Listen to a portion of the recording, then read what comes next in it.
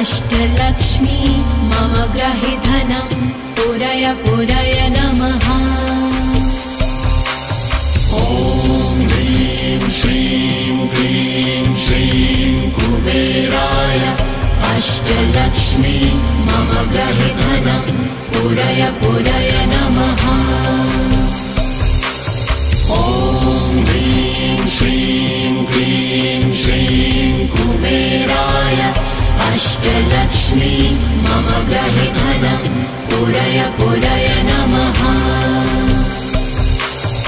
ॐ ह्रीं श्रीं क्लीं श्रीं कुबेराय अष्टलक्ष्मी मम ग्रहे धनं पुरय पुरय नमः।